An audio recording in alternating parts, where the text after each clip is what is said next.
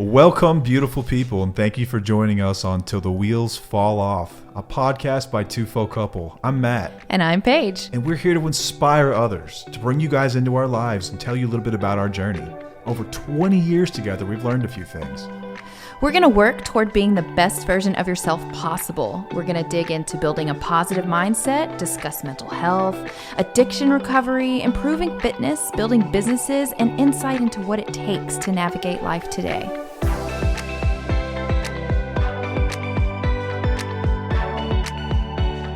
Welcome back to another episode of Till the Wheels Fall Off. I'm Matt. I'm Paige. And we are picking up right where we left off from last week in our Boundaries series, a 3-part series. This is part 2, following up part 1 from last week. If you haven't already heard that one, I suggest you go back and check that one out so that this makes some sort of sense to you. Mm-hmm. So last week we covered what are your values, what your values are. And that's where we start when it comes to setting any kind of boundaries, really discovering what are we about. In part 2, we're going to discuss the opposite of that. What are your anti-values? The opposite of those. What are the things that make you uncomfortable? What pisses you off? And I like that we're going about it this way. Like I've said, a lot of people cover boundaries, but they don't do it like this. Yeah. I think that this is a very succinct and a way that just makes sense. As you kind of roll through this, you have to figure out what your values are. Now let's figure out what disturbs me. What disturbs me? So, and Paige put this series together, and I cannot thank you enough for digging into this and doing the brain damage to get us here, because I think it's going to be helpful for a ton of people. Well, the experience helped as well. The experience So you helped. Thank you. I helped. Yay! In a roundabout way. Just being with you has helped. I'm the guinea pig in this deal. Okay, so as discussed, we discussed values in our last episode, things that are important to us. So let's look at the actions and behaviors that make us feel uneasy or disrespected. So think of a time you were in a conversation or an argument with someone, or you're in an uncomfortable situation. It just made you feel awful. It made you question your reality. And sometimes these are just gut feelings, like something's just off when you spend time with these people. Maybe you find out that they're going to be at a gathering that you're going to as well, and you just sort of have that, like, you know what I mean? That disdain. That little ick. Yeah, that feeling. Let's focus on that for a moment, because it is important. So, Paige, walk us through some examples of what some of these things are, some of these actions that make us uncomfortable. Because I think on the surface level, we all know what it feels like, but it's really hard, especially as a codependent, to focus on what the actual action was, because first of all, we don't know who we are, what we stand for. So once you've done that, then let's discuss some of the actual things that cause the angst. Okay. So the first one is yelling or shouting at someone. Mm-hmm. Yeah, we have a lot of experience with that one. Jeez, do we ever. I don't want to derail us too quickly here, because I know we just started the episode. Well, no, we're going to go through We're going to go through these examples, and then we're going to tell y'all what we have dealt with in our own personal lives with these examples. And chances are, if we've dealt with it, you've probably dealt with it to some degree as well, because we are not special. We are just people. And yelling or shouting has always been a big one for me. So in my home growing up, there was a lot of yelling and shouting, and that's how communication was done. It was usually done at decibels that would just pierce your ears. And to this day, this makes me just shrivel and cringe when people get loud, especially in like disagreements. Like, we don't have to yell to talk. We don't have to yell to disagree. We don't have to yell to get our points across. I think that once you've done that, you've kind of lost, like once your vocabulary is spent and you have nothing else, you just start yelling. It's just to me, it is a sign that you do not know how to communicate. Yeah, it's really tough. You've lost all control. So I was a yeller, and Matt used to tell me all the time that he would divorce me if I kept yelling. If you didn't figure out how to fix this, man. You know that, right? You remember you said that. Yeah, I remember saying, like, dude, I will just leave. You said that leave. all the time. This like, cannot he keep up. Hated the yelling, and I have to say it has been a challenge to not yell, and I think I've done a pretty damn good job at it. You have. You've done an incredible job. I've gotten better. So much better. Like, there are times, of course, that I will raise my voice because I am kind of loud, and it does run in my family. It's not all or nothing, though. It's, but I used to do it so out of habit. Like, it was just how I communicated, and it is not a good habit to have. Yeah. Thank you. thank you for your work on this one, because it's made things much more pleasant around here. And for our children, they're also growing up in a home where yelling isn't the preferred mode of communication, which I think is important for them and their children one day as well. Yes. And so breaking generational curses here. Absolutely. So we put boundaries in place for that. Like, that's something that we can show you as an example. Yep. As yelling. That's an example of something that may make you feel uncomfortable. Yep. The next one is going to be interrupting or talking over others. Mm-hmm. I'm going to let you talk on that one. So once again, I've had someone in my life that was really bad about this, where you could be in a conversation with them and they just conversations. I use the word conversation carefully because that's what things are supposed to be. Even when you disagree with someone, you have a conversation about it. But what typically how these things rolled was this person would just talk at me, and I've got a perspective here, I've got feelings, I've got things I need to express, and when you're not allowed to do that, it's extremely frustrating. And so I don't want to get too far ahead of ourselves into the next episode, but I did set a boundary here. A lot of the communication was over the phone, but some of it was in person. And when things got too heated, I would just calmly say, if you're not going to let me talk with you, then I'm hanging up the phone. And then I guess they would just, call my bluff, and they would keep talking and yelling and being rude and saying ugly things. And I would just hang the phone up, calmly hang the phone up. And then I would block the number, and I might leave it that way for a week, 2 weeks. And I'm like, I'm not dealing with this. You are not going to treat me this way. It's not okay. I don't care. This is where I'm at with it. And if I'm in the room with this person, I'd calmly walk out and I would just leave. And that's my way of telling you, this is not how you are ever going to be able to communicate with me. Yeah. If we're going to have a relationship, we're going to talk like civilized people. Right. I think that's a great boundary. And that was a great example. Thank you for sharing that. Yeah. There's a lot more. That's not me. I don't really interrupt people. No, you're the best listener I know. Because I know how it feels. Now with children though, it's another thing that you can help with setting boundaries, because kids are always going to interrupt us. It's just kind of how we're wired. They don't know any better. So you can practice with your kids if they're interrupting you and be like, and say, we don't interrupt people. If you keep doing it. I don't recommend blocking your kid for 2 weeks, but. No, I'm not saying to go that. Little Johnny's like, but I'm hungry. Not talking about to that extent, because that's different. Children don't know any better. Grown adults should know better. They should. And if they don't, you're going to teach them. Right. Exactly. All right. So the next one is going to be invading personal space.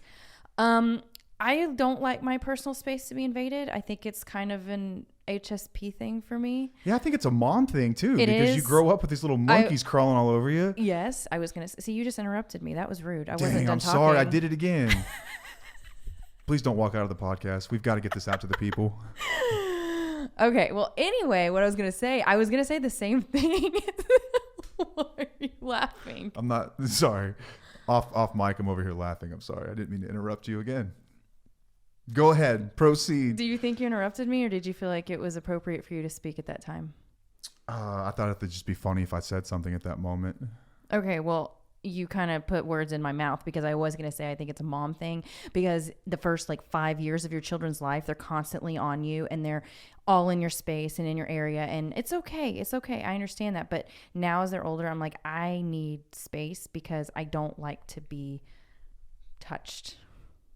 And I know when you don't want to be messed with too. You do know. Yeah, you know my body language. You've got an energy so loud, I can hear it, and I'm like, I'm not messing with her right now, man. I think I came home on Friday, and you were in that mode, and you're just like, I just don't want to be messed with. Don't touch me. Don't even come within 6 feet of me. You put a circle around you, like one of those spirit circles of salt. Yeah. Don't come near me. Yeah. So do you think that this would also apply for people who are reading your notes or your journals or reading things that are personal to you? Would that be invading personal space? Without a doubt. I don't think it's just your personal, your immediate space around your person. I think it's your things as well. Yeah. Yeah. Reading someone's journal, we can get into that. That's a whole nother level of breaking trust and crossing boundaries. But yeah, I think that it also has to do with your things and the things that you hold dear and things that are sort of extensions of you. Yep. So yeah, I think that that's more than fair. And I think that you could also look at this, if you work with someone who's a close talker, We all know close talkers. You know what I'm talking about? You ever worked with one of those guys? Oh my gosh, yes. The person just popped into my head from back in the day. Man, what is with that? Like, get out of my space. That is not appropriate. I knew one of these guys, and I did this. This was a work thing, and he would get so close to me, and like, he was also one of those guys when he'd be telling a story, he would like aggressively like smack you on the back or like touch your shoulder and like pull you down. And it's like, I remember just telling him, just putting my hand on his shoulder. I was like, give me some space. And like dead serious, just said it. And really? Yeah, he stopped doing it. But that's awesome. I think it killed him to not do it because that's just how he was, but it just made me uncomfortable. I didn't like it. Well, good for you for speaking up. A lot of people wouldn't do that. Yeah. Can you think of anything else? No. Close talkers. That was the last one. Okay. The next one is going to be excessive criticism or nitpicking. What do you got to say here, Paige? What do you have to say for yourself? Yeah. Yep. That was me. I was very excessive at criticizing.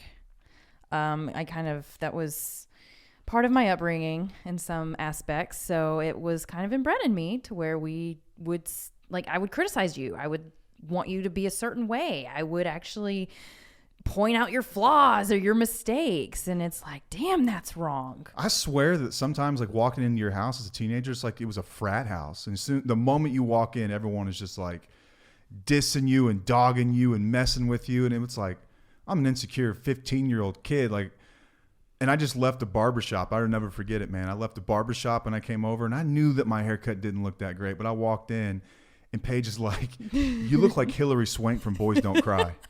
Which is a hilarious cut down, but it killed me, man. I'm sorry. Worst haircut I've ever had. I'm sorry. Worst haircut I've ever had. It was Hair Sensations in Rowlett, Texas. Don't go there.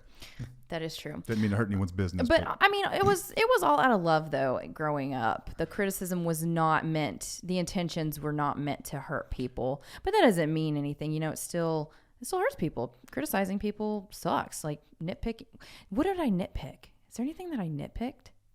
You're not really nitpicky. It was just criticism. Okay. It was really criticism. It wasn't like the nitpicky stuff. Yeah. And that's one thing I admire about you. You've never criticized in a way, you know, that made me feel less than.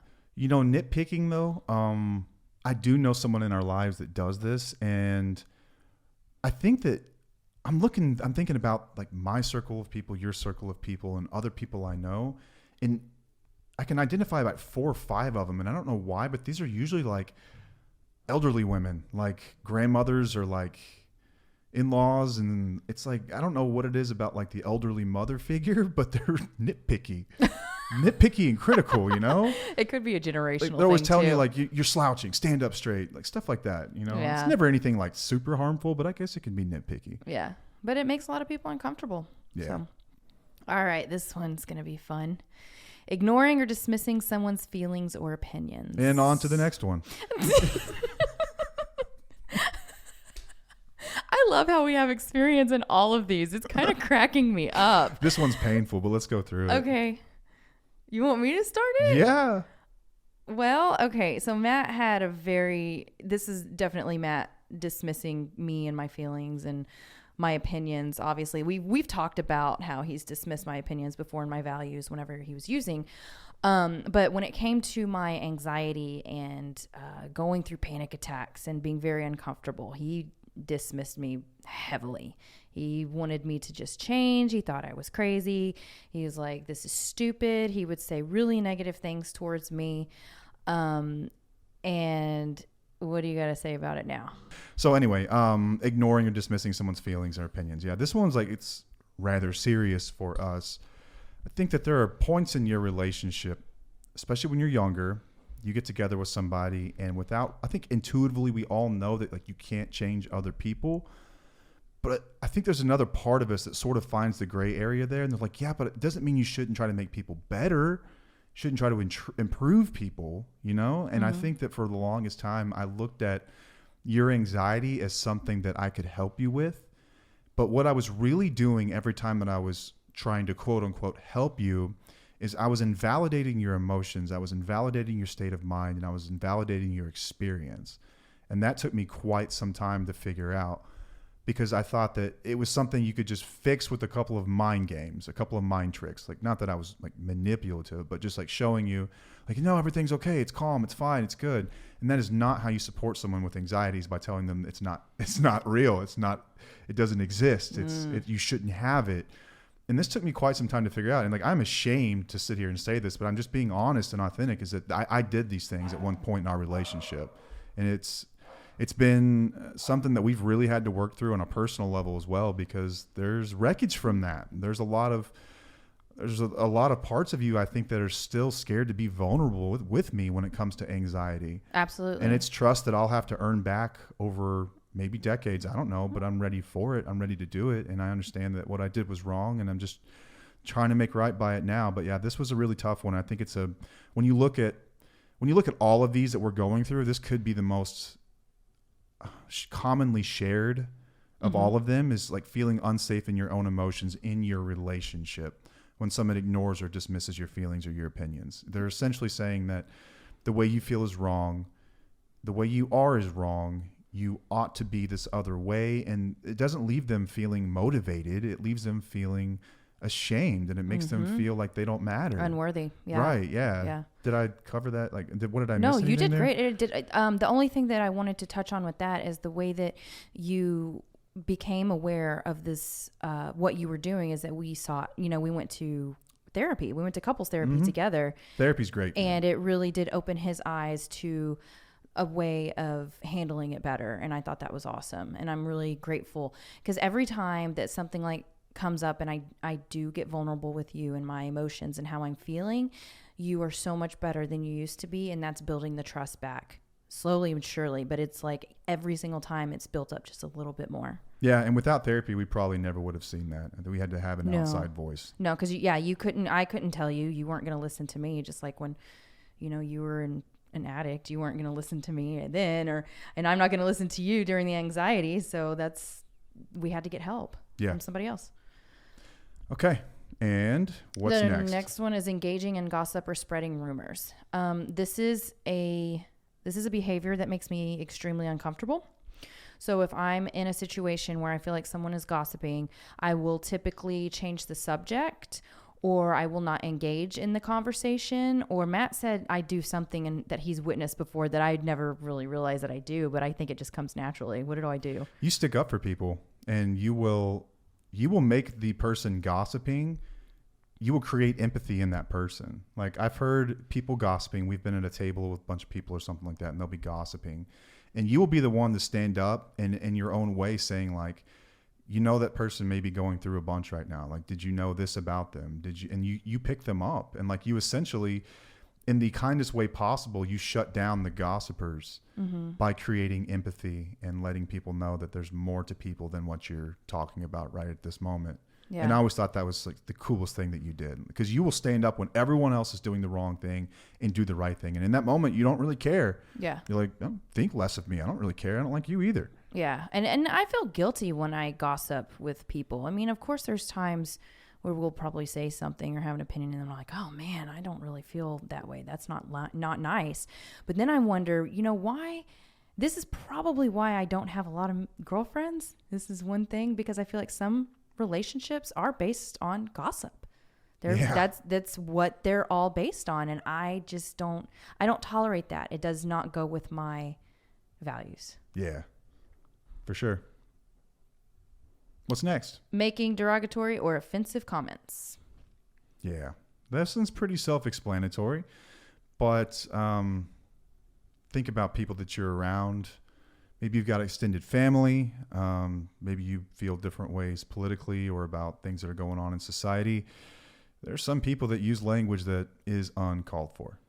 Makes you feel uncomfortable, makes you feel like this is just not a place I want to be right now. This feels, it's gross. I don't like the conversation. I don't like what they're talking about. People that make discriminatory remarks, or, I mean, sometimes for some people it's even offensive humor. Like, sometimes humor just goes too far. Maybe that joke was not funny to you, and these people constantly cross the line with that. It creates discomfort, and I mean, it'll stress you out. Yeah. That one's pretty self-explanatory, though. I think we've all dealt with this. I mean, we've, even in our marriage, we weren't always kind to each other. No. We've said some hateful things to each other. Sure. I don't remember much. You called me Hillary Swank from Boys Don't Cry, and I ain't gonna forget it anytime soon. I'll never live that down. It was funny, man. It was funny. It was a solid burn. It was great. All right. The next one is excessive questioning or prying. You had notes on this one. Well, it's just really if somebody is upset about something and you go to them and say, hey, is everything okay? And they're like, everything's fine. Ask the question again. Are you sure? Like, no, it's all right. Or do you want to talk about it? And they say no. Respect that. We don't have to question them constantly and try to like pull information out of them because they may not feel comfortable talking about it right now in that moment. Matt will say otherwise because women do play games. So this can backfire, and I'm just speaking from a male's perspective and things that me and my friends have talked about. Is that you can like walk in and you can tell that your partner's a little upset about something. You're like, do I take the bait? Sure. Okay. Hey, what's wrong? Nothing. Seems like something's definitely wrong. Nothing. Okay. Well, do you want to talk about it? No. All right. Well, I'm here if you want to talk about it. And then you disappear to the next room. And then when the fight inevitably does happen, you get chastised and criticized for not asking what was wrong. Well, that's their problem. And not getting it out. That's childish. That is not appropriate communication skills. I'm just going to throw it out there because I did it too. I used to do that. I'm not going to lie because I didn't know what to talk about it or I wanted you to fight for me or something. I don't know. But it's exhausting doing that. So freaking exhausting. Just be open and honest or just don't say anything at all. But that's the whole point of this is you don't have to pry. Some people don't like it when you pry and you get questioned constantly. And I think around particular topics, this might be more in line with like a boundary you would put up. Let's say that you've got a difficult relationship with somebody at work or something. And you guys have agreed not to talk about this thing at work because it causes problems in your marriage. Mm-hmm. Like a lot of people have this. It's like their job stresses them out like crazy and they come home and they bring it home. And then at some point as a couple, you agree like, let's just not talk about things at work. But you can't help it. It bothered you. So when you get home, your spouse will ask, well, what's wrong? And you just say, nothing. It's just nothing. I think that in that moment, since you've communicated about it, you know basically what it is. Let's just let them process it and get through it without prying and causing a fight. Yep. Because you end up right back to square one. Yep. Ultimately. Absolutely. So I think that's a healthy boundary to put in place for Agreed. for that behavior. Yep. All right. The next one. So non-consensual physical contact. Mm-hmm. I think so. Let's get into this one in probably the easier of the two realms. The first one is like in your professional life. I haven't dealt with this. Well, actually, I guess I have. No, I have dealt with this. I have, actually. I forgot about that. I did too. So this has happened to me. And if you're a woman, this has probably happened to you at some point too. When someone touches you physically and you do not appreciate it. Like, I do not appreciate that. It made me extremely uncomfortable. But this was going beyond invading personal space. Yeah. Just throwing that out there. If this episode gets 10,000 downloads by next week, I'll tell the story. But otherwise, I'm keeping that to myself. Yeah. I know that women have dealt with this much more than men historically in the workplace, where someone has just made you uncomfortable, violating your personal space. Maybe it's even just like brushing up against your shoulder, some little things like that. These are behaviors that make you feel uncomfortable. Now, the other part of this is within a marriage, and I think it's something that a lot of people probably don't consider because it's marriage, right? And so I think that I'm going to speak for men here. I think that a lot of men feel that whenever you get married to someone, it gives you the right to treat them like a domestic prostitute, where it's like, this is someone that you can just have your way with whenever you want. And they forget the fact that this is a person who has feelings and emotions and moods, and they have, their own needs, and like they don't necessarily meet yours. But I think that there's always been this this toxic, this is what people refer to as toxic masculinity, which is like big strong male going to take what he wants from female, kind of monkey crap, apes and like really primitive stuff. But I mean, I think that for a lot of people, this is very real in their relationships. And you are not wrong to say that this makes me uncomfortable just because it's your husband. Yeah. I think that give yourself that that space to process that. I think that's fair. You're hearing it from me. I'm telling you, it's okay. It's totally okay. Yeah. All right. What's next? All right. Microaggressions.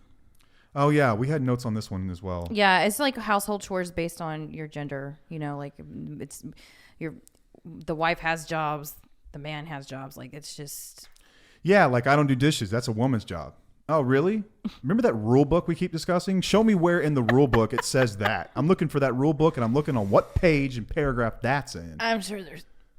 Like yard work, right? Like Paige has weed eated, y'all. You should have seen it. She's out there whacking weeds like a boss. Oh, I need to repost that picture. You wouldn't believe it, man. She's out there in mud boots, like. Yeah. We would tackle the yard like no one's business. Yeah. Then I come inside and put an apron on, and me and you were doing dishes like no one's business. Yeah. You know, we don't necessarily have. And like taking the trash out. I'll take the trash out. I'll take the trash out. I have no beef with that. Like, okay. Yeah. But the relationship's probably maybe a little different, I would say. Yeah. I'd say that we're pretty good at this. This isn't everyone's reality. And I think that for some people, there are these microaggressions that make you uncomfortable, where it's like maybe you've got a chauvinistic person in your life that feels like there are women and there are men, and men are somehow above that, or vice versa. Maybe that could go the other way. Maybe you're a man listening, and like you're told that you're nothing, and women are superior, or whatever else. But microaggressions can be really hurtful and make people uncomfortable. Yeah. All right. So let's go through. So we just described some of the behaviors that make you feel uncomfortable, right? Some of these things, maybe you can live with some of them to some degree. Absolutely. What are non-negotiables, though? Okay, so first of all, what's a non-negotiable? This is something that you're just not going to tolerate. Period. Right. I mean, like you can set a boundary up with these if you're comfortable, but if it is, if that boundary is crossed, bye. Like, no. But Matt and I have one specific non-negotiable that we've had since we've been together. And if either one of us does this, we are gone. And it is not even going to be no discussion. There's not going to be a discussion about it. There will not be therapy about it. There will not be work towards it. This is going to be like, peace out. You betrayed me so much and I'm gone. And that is cheating. Yeah, and that might be controversial because I know that some people have worked through it. Yeah. This is just our personal perspective on it. I think it's a wonderful thing if you're able to do that. Man, more power to you. Right. For us from day one, it's like, I'm going to give you everything. Yeah. And I expect everything in return. Please don't break that. Yeah. And that for us was always been one. It's like, It's like, no, I can't get past that. I can't come back from that. So, and the other one that I think that I have for you is substance abuse. If you were to pick up a drink, or if you were going to do pills or do drugs again, like I'm gone. That's my non-negotiable boundary these days. Yeah, harmful addictions. Any type of harmful addiction. Yeah. And I think that that's a fair boundary to have considering my past. Yeah, because when you have the harmful addiction, all this other shit comes into play with it. It's not just the addict or the alcoholic. It's the behaviors that come along with that. That is so bad for you. That is so unhealthy in your relationship. I've even told you, if I somehow convince you that I'm cool 30 years from now and I haven't touched a drink, and somehow I've convinced you that it's cool for me to drink, run. Yeah. Just run. Yeah. Go. Don't even say a word. Pack your stuff and leave because something bad is going on inside. Yep. Just get out, man. Yep. We're in a bad place. Some other non-negotiables might be lying. Yeah, I wanted to talk about that one. So Matt lied to me a lot for many years. But the thing is that I was in such denial that I didn't know that he was lying, because he was a damn good liar. But these days, that's a non-negotiable for me, because one of my values is, honesty. Mm-hmm. So if you're going to lie to me, even small stuff like that just shows me that you don't respect me. I agree with that. Yeah. I don't lie. No, you don't. Even if it's like some really crappy news I have to deliver, I'm going to just be honest about it. It's really wild how you have shifted in that, because you, like I said, you lied so much. Your whole life was a lie. Yeah, I was a chameleon. Like everything was revolved around like half truths at best. Yeah, and you can't lie now. It's like a thing. No, it's like that movie Liar Liar. Yeah. Right? Yeah. It's like, I wish my dad could not tell a lie. Exactly. That happened to me. Yeah. And now I can't lie. And even if I feel like I'm doing something like a little dishonest, I have a conversation with her about it. So we've got boundaries around what's discussed at work and what's not. And it's been something I've respected for a long time. But we were in the car together. We had a road trip. I think we were driving down to grab the kids. It's like 3 hours in the middle of the night. And I was like, I've got something I have to discuss with you because it's just, I feel like I've been dishonest here. And I'm not sure. I want your perspective on it. Now, I have these same conversations with my sponsor, my 12-step sponsor. And I do the same thing. I call them up and it's like, man, I need to bounce this off of you. It feels kind of borderline. And then you talk about it. Even if it feels a little bit off, I'm having a conversation about it. Yeah. Honesty is one of my values as well. Yeah. It has to be in order for me to maintain this life that we've built. Another one, emotional or physical abuse. Yeah, so we talked about the emotional abuse when we talked about invalidating someone's feelings. And so another part of that would be physical abuse, which is actually harming someone or putting them in a position where they feel like they could be harmed, like threatened, that kind of stuff. That for a lot of folks, that's a non-negotiable. Yep. Absolutely not tolerated. Another one is disrespect for boundaries. Respecting personal boundaries and not tolerating others who consistently disregard them. Man, there are some perpetual line steppers out there in the world, as Dave Chappelle referred to them as. Just people who just can't help themselves, but by stepping over boundaries. And so if you've got someone like this in your life and it's like, you are a perpetual line stepper and I will no longer tolerate it, that can be a non-negotiable. Yeah. Where it's like, it's probably best that we just don't communicate anymore. Yeah, it's also like that saying, fool me once, shame on you. Fool me twice, shame on me. Yeah. That's how a lot of these boundaries come into play. I always put that in my head all the time. I'm like, oh, yeah, now that's on me if I allowed you to keep doing it to me. Yep. Another one, this is a big one too, discrimination or prejudice. Yep. Rejecting any form of discrimination from people. So whether that's based on race, gender, religion, sexual orientation, any characteristic of someone that is just innate in them, it's congenital, it's something that these things are not tolerated. Like these can be non-negotiables. That is totally fine. Yeah. If you were married to a racist, like, and you say that's a non-negotiable, that's fair, yo. Yeah. Totally cool. Yeah. Like that's not normal behavior. Absolutely. That's more than fine. You put a non-negotiable boundary in place because of that. Yep. So these are things that make you feel uncomfortable once again as we're kind of discussing this.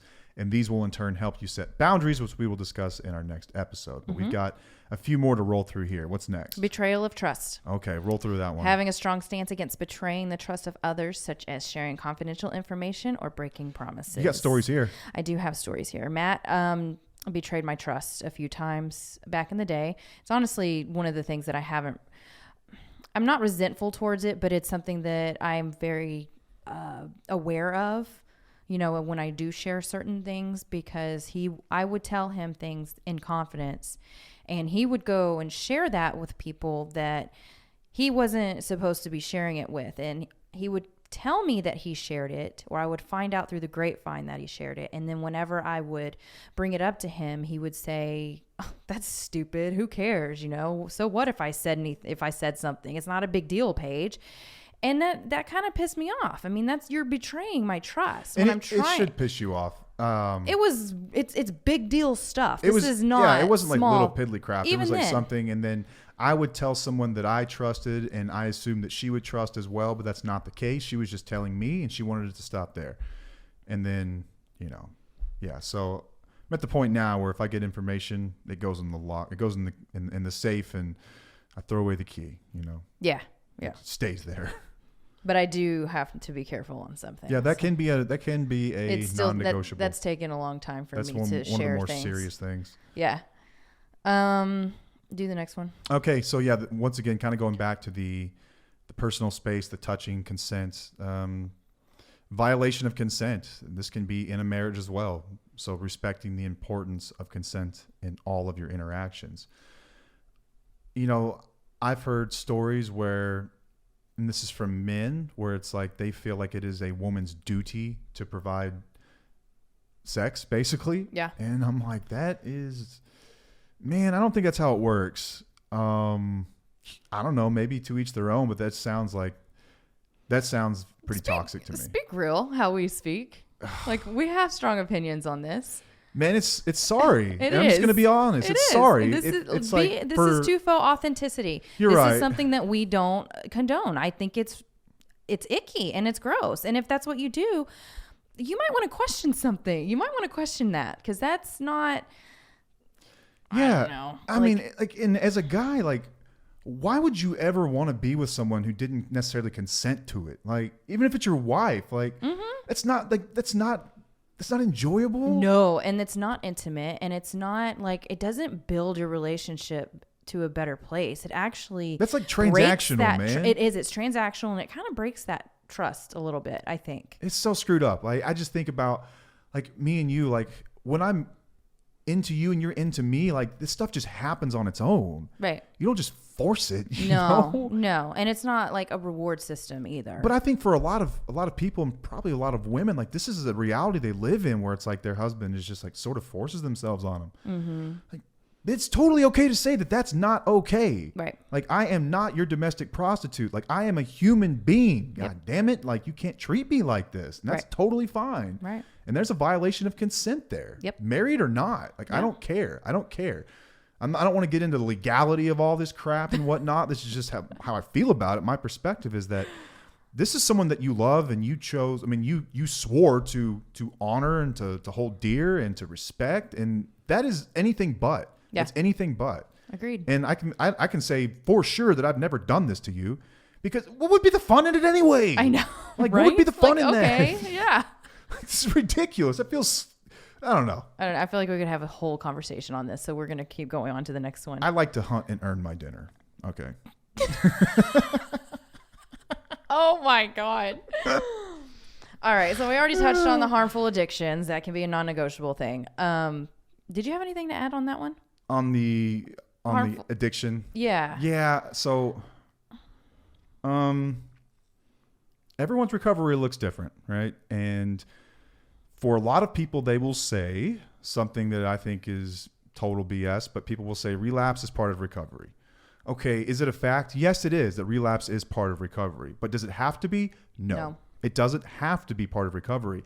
I've literally heard people before they went into treatment say relapse is part of recovery, which sounds to me like a self-fulfilling prophecy. Yeah. Like, they're just waiting for that moment. You're not serious about this, man. No. I am a one-chip wonder.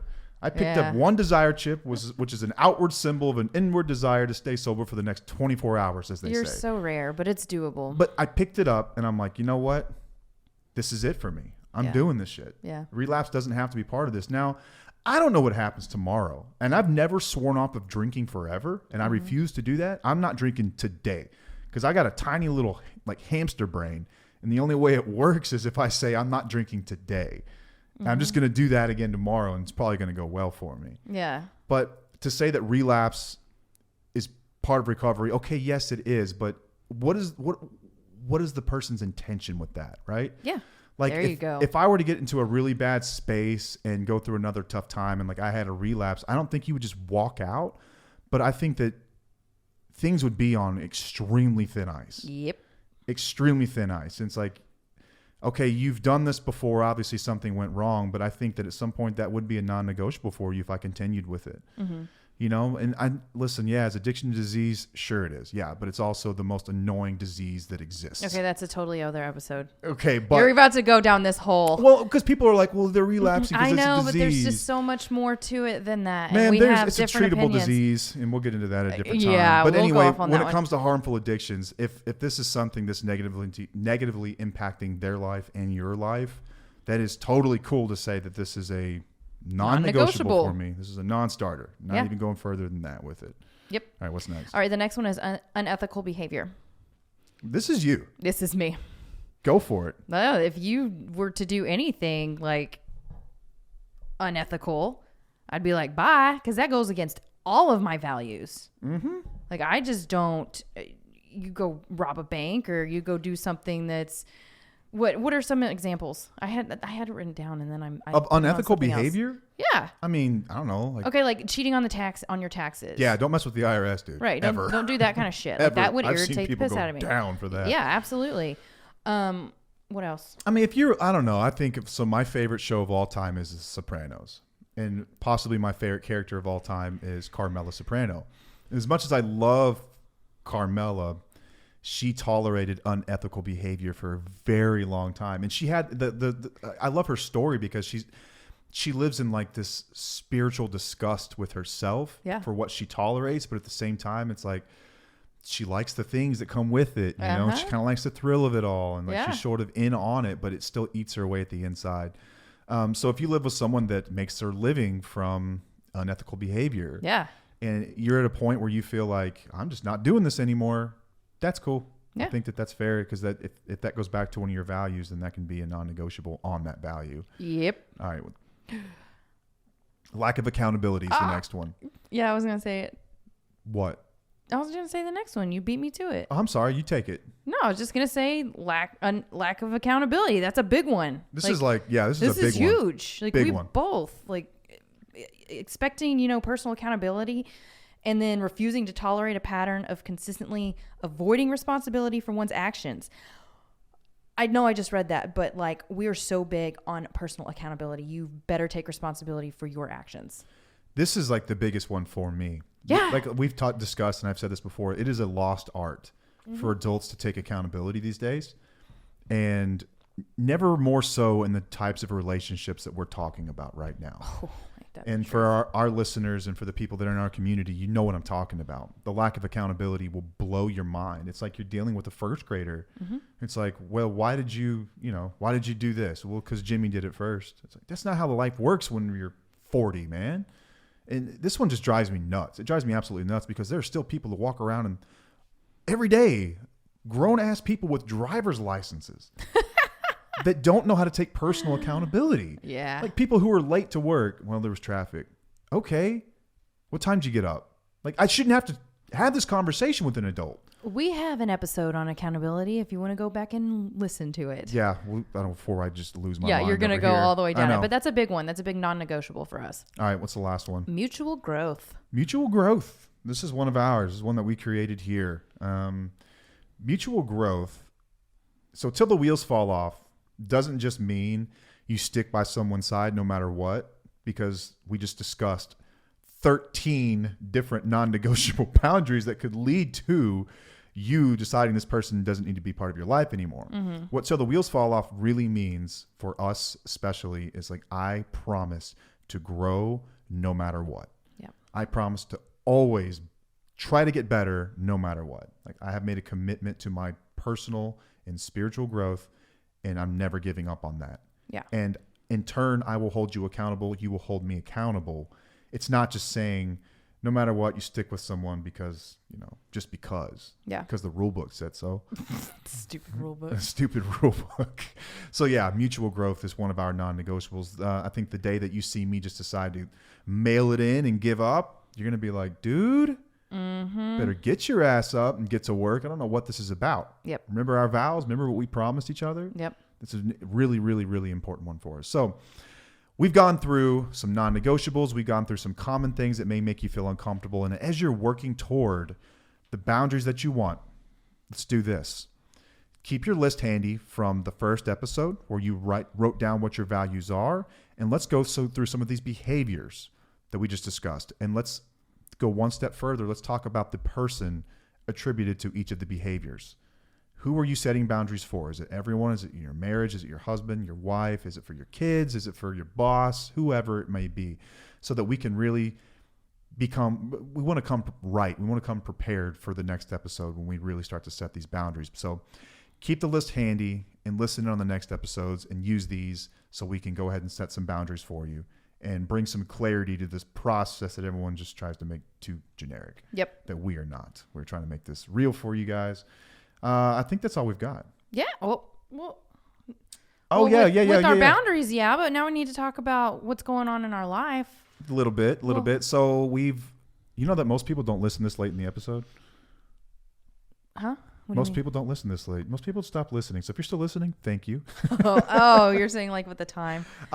We've got some merch going, and this is kind of funny. So when we started the merch thing, like, I like designing. I just kind of enjoy doing that, and I wanted to make stuff for us. And then I was like, well, maybe other people would want to wear this stuff too. So on our website under store, you can find some of it if you want. If you want to wear some of our stuff, I think it'd be the coolest thing ever, someone to rep our merch. But it's out there, and there's more coming. We've got some more done today. Well, we're wearing them. Yeah, we're both so wearing one. So you can check it if you're not watching us. We're going to be on YouTube. Yeah, check a reel, check on YouTube. You'll see. I think it's kind of dope stuff. It's fun to wear around the house. This is what we record in. We record in sweatshirts. We chill in sweatshirts. Yeah, we do. Even in July. Yeah, this is our personality. This is what we are. Yeah, we do not care. So check it out if you want. We mentioned our community earlier in the episode. It is blossoming, and we've got people in there who are sharing the same struggles, and they're helping each other. And it is the coolest thing to watch. Yep. Is to watch people help one another through incredibly difficult times, who would have otherwise not found each other if they hadn't stumbled across a video or a podcast episode. And that is the greatest thing in the world, is like to know that people are getting help because of something we built. Yeah. That's why we did this. Right. So check out the so Tufo awesome. community. Check out the community. Join up if you're not already in there. You can post anonymously if you don't want to share any intimate details about your life. I totally understand that. That's why that feature exists. Or you can reach out to us personally. You can find all the information on our website, www.tufo.com. You can peep us there. It's got past episodes, guides, you name it. It's all available. Mm-hmm. Well, that's it. Until next time, I am Matt. I'm Paige. And we'll see you. Bye.